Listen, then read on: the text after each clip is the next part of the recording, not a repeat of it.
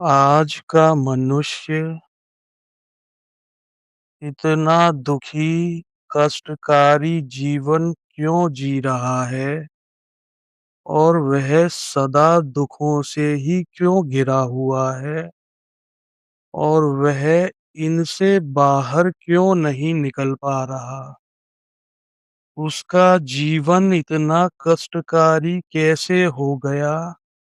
कैसे उसका जीवन इतना कष्टकारी बन गया कि वह इन कष्टों से, इन दुखों से बाहर आ ही नहीं पा रहा है और अपने सुख स्वरूप, आनंद स्वरूप को पहचान ही नहीं पा रहा है।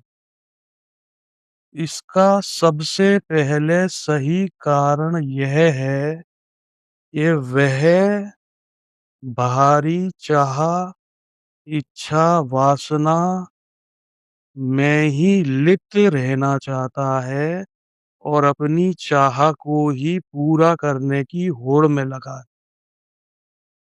वह सदैव सतत यह प्रयासरत रहता है कि उसकी चाह पूरी हो और जिस समय उसकी चाह पूरी नहीं होती, वह अशांत, दुख और कष्टों के बीच उलझ जाता है।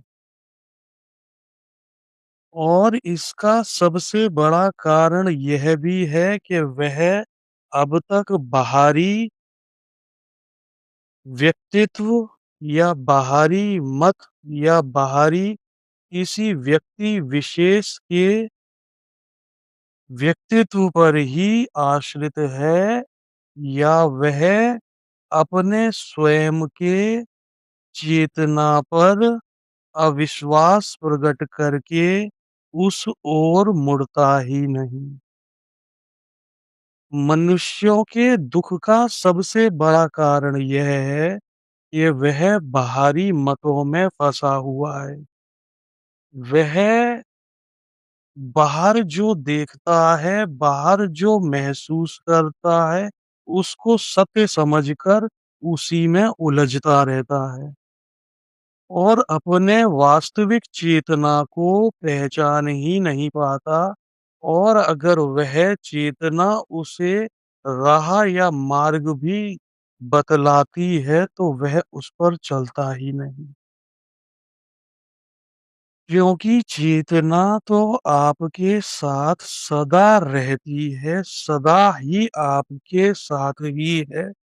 वह आपकी चेतना आपके भीतर ही है। आपको यह समझना चाहिए कि आप बाहरी मतों से, बाहरी विचारों से कैसे ऊपर उठ के अपनी चेतना से जुड़ें। और जिस दिन आप अपनी चेतना से जुड़ जाते हैं, आपका जीवन, जो असली जीवन है, वह शुरू हो जाता है। चेतना कुछ और नहीं, वह आपके भीतर की ही जागृति है, जिसमें आप जागृत हो जाते हैं और उसमें आप अपना आत्मसमर्पण कर देते हैं, तो आपका जीवन मंगलकारी हो जाता है। वह आपके लिए आनंदमयी हो जाता है। सुखद पल और सुखद क्षण सदैव आपके साथ निरंतर रहते हैं। आपको भीतरी भारी कष्ट, दुःख कभी छूते तक नहीं। आप उनसे ऊपर उठ जाते हैं। क्यों? क्योंकि आप वास्तविक चेतना से जुड़ जाते हैं और अपनी वास्तविक चेतना से जुड़ना, इसका अर्थ यह है कि आप जागृत अवस्था में पहुँच चुके हैं और जो भी क्रियाकलाप कर रहे हैं या जो भी कार्य आपके शरीर से हो रहा है, वह जागृत अवस्था में हो रहा है और आप उस जागृति में बने हुए हैं। तो बाहरी जो भी सुख और जो भी चाह है, वह आपकी समाप्त हो जाती है और आप सदैव समर्पण भाव में अपने चेतना के चले जाते हैं। आप जब-जब चाह रखते हैं भारी चीज़ वस्तुओं की, आपको सदैव दुःख ही मिलता है, संसार में, जगत में। उसका मूल कारण यह है कि आप समर्पण भाव अपनी चेतना के प्रति नहीं रख पाते। और जिस पल आपको यह लगता है कि अब मेरे बस का नहीं, और वैसे ही जैसे आप उस पल में टिक के यह कह देते हैं कि अब मुझसे नहीं हो पाएगा, और बाहरी उस कार्य को छोड़ देते हैं, कि आप देखते हैं उसका निर्णय आपके पक्ष में हो जाता है और वह कार्य आपका सिद्ध हो जाता है। यह कोई चमत्कार नहीं है, यह आपका समर्पण भाव है उस चेतना के प्रति। आपने उस जागृत अवस्था में एक क्षण बिता लिया और आपने सत्य को स्वीकार लिया, और आपने कह दिया कि मेरे द्वारा कुछ नहीं होने वाला, मैं कुछ नहीं कर सकता। और इस भाव में आपने अपने हथियार डाल दिए, अर्थात अपने अहंकार को छोड़ दिया, और आप अपनी उस चेतना से जुड़ गए, और आप देखते हैं कि निर्णय आपके हित में हो जाता है और वह कार्य आपका सिद्ध हो जाता है। अगर मनुष्य इसको पहचान ले तो वह कभी दुखी नहीं हो सकता। और दूसरा कारण यह है मनुष्य का, कि वह लोगों से जुड़ाव बहुत जल्दी कर लेता है। वह अपनी स्वयं की चेतना पे तो अविश्वास करता है, लेकिन बाहरी लोगों पर पूर्ण विश्वास रखता है। वह किसी को गुरु मान लेता है, किसी को कुछ मान लेता है, किसी को कुछ मान लेता है, और उन्हीं के विचारों पर सतत निरंतर बना रहता है, जिससे वह सदा दुखी रहता है। अगर उससे उसकी भीतर की स्थिति पूछी जाए, तो वह एक गुलाम की भांति ही अपने आप को देखता है। क्यों? क्योंकि वह अपने स्वयं की चेतना से नहीं जुड़ा, वह बाहरी मतों पे, व्यक्तित्व पे जुड़ के उनकी गुलामी कर रहा होता है। आज मैं आपसे यह कह दूं कि आप कभी किसी को गुरु ना बनाएं, ना इस शरीर को गुरु बनाएं, ना किसी को गुरु बनाएं। आप अपने गुरु स्वयं हैं, तो आप अपनी चेतना से जुड़ जाएंगे और आपका जीवन मंगलकारी हो जाएगा। आप सदा दुखों से, कष्टों से मुक्त हो जाएँगे। क्यों? क्योंकि आप अपनी अनुभूति स्वयं से पा रहे हैं, अपना ज्ञान स्वयं से ले रहे हैं, और अपना जो भी क्षण जी रहे हैं, वह अपने स्वयं की चेतना में टिक के जी रहे हैं। तो आपकी चेतना आपको कभी गलत राह नहीं दिखा सकती। आप जब-जब बाहर के किसी व्यक्तित्व से जुड़ के, उसके कहने पे, उसके व्यक्तित्व पे, उसके विचारों पर चले हैं, हमेशा जीवन में दुःख और कष्ट ही आपने झेले हैं। और इन कष्टों को झेल के आपने सदैव नतमस्तक होके उस व्यक्तित्व को प्रणाम ही किया है, उस व्यक्तित्व के चरणों में समर्पण हो गए हैं। क्यों? क्योंकि आपने अपनी चेतना को अस्वीकार कर दिया। वह सदा आपको मार्ग दिखाने का कार्य कर रही होती है, लेकिन आप उसकी नहीं सुनते। आप मन की गुलामी में पड़ जाते हैं। आपको यह ज़रूर समझना होगा कि असली जीवन क्या है। असली जीवन यह नहीं कि आप बाहरी व्यक्तित्व के विचारों पर पूरा जीवन खपा दें, तो वह आपका जीवन नहीं रह गया।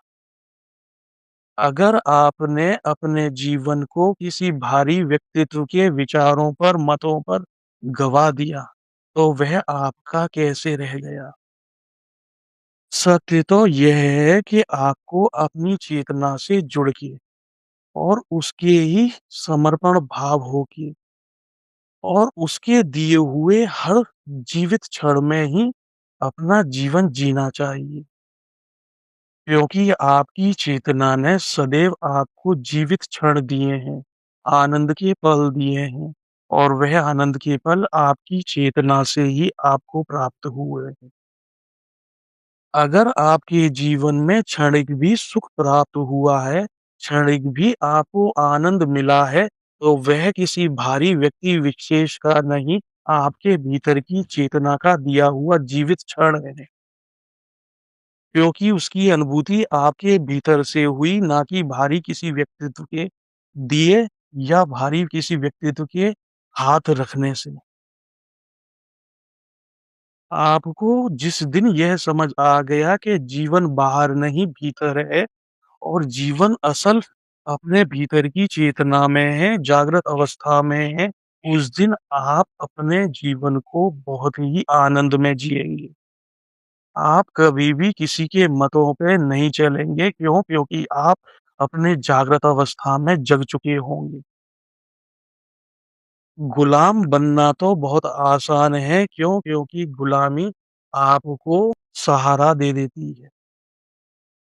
आपको लगता है कि मैं कष्ट में हूँ, तो मेरे ऊपर कोई आ जाएगा, वह मेरे सारे कष्ट हर लेगा।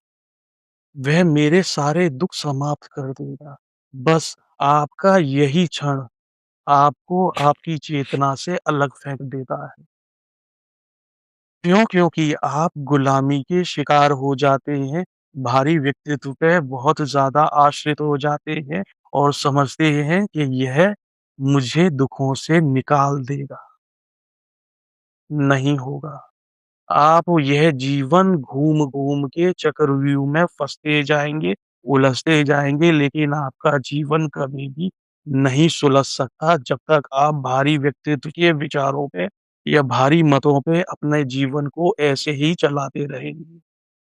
जिस दिन आप अपनी चेतना में उतर के उसके दिए हुए जीवित क्षणों में जीने लग जाएँगे, आपको सही आनंद और सही मार्ग प्राप्त होने लग जाएगा। क्योंकि यह चेतना आपकी स्वयं की है, वह आपका कभी अहित नहीं चाह सकती, क्योंकि वह आपके सदा साथ है। बाहरी लोग आपका अहित कर सकते हैं, आपका फ़ायदा उठा सकते हैं, लेकिन आपका स्वयं, आपकी स्वयं की चेतना, आपकी जागृति, वह आपका कभी अहित नहीं करेंगे, वह आपको आनंद के जीवित क्षण देते रहेंगे। तो आपको यह समझना चाहिए कि आपको जीवन में क्या चाहिए? जीवित क्षण, आनंदमय जीवन, सरल सहजता, समर्पण भाव वाला जीवन या फिर भारी व्यक्तित्व के विचारों की थोपा-थापी गुलामी वाला जीवन, जिसमें सिर्फ़ आप गुलाम बने रहेंगे और आपके दुःख, कष्ट सदा ऐसे ही बने रहेंगे। क्योंकि उनसे छुटकारा नहीं मिल सकता, को दबाया जा सकता है, उनसे कोई आपको छुटकारा नहीं दिला पाएगा, जब तक आप अपने इस चेतना से नहीं जुड़ेंगे। क्योंकि जब-जब आप इस चेतना से भटके हैं, आपको दुःख और कष्ट ही जीवन में मिले हैं। जिस पल आप इसमें टिक जाते हैं, जिस क्षण आप इसमें टिक जाते हैं, आपको जीवित और आनंदमय क्षण प्राप्त होने लगते हैं। आपको अपना जीवन गुलामी भरा वाला चाहिए या जीवित शाश्वत अमृत और सदा आनंदमयी अवस्था चाहिए, यह निर्णय आपका है, आप ही करें। क्योंकि यहाँ आपको कोई दुखों से, कष्टों से उभारने वाला नहीं आने वाला। आपके कष्टों को दबा सकता है, वह कोई क्रियाकलाप दे देगा। वह अपनी मान्यताएँ थोप देगा कि यह कर लो, इससे आपके कष्ट दब जाएँगे या हट जाएँगे, लेकिन वह आपके कष्टों का निवारण नहीं कर पाएगा। उनसे आपको भटका देगा, लेकिन सही तरीके से आपके कष्ट, आपके दुःख, आपकी भीतर की चेतना में उतर के ही दूर होंगे। जिस दिन आप जागृत हो जाएँगे, उस दिन आप ये सब जान जाएँगे कि चेतना का सुख और चेतना के जीवित क्षण सदैव मेरे लिए ही थे और उसने सदैव मुझे आनंद के पल दिए हैं। तो आप जग जाएँ और उस जीवित क्षण में टिक जाएँ। चेतना कोई और नहीं, आपकी स्वयं की जागृति है। तो शीघ्रता से उस जागृति के क्षण में पहुँच जाएँ। ओम आनंद, आनंद।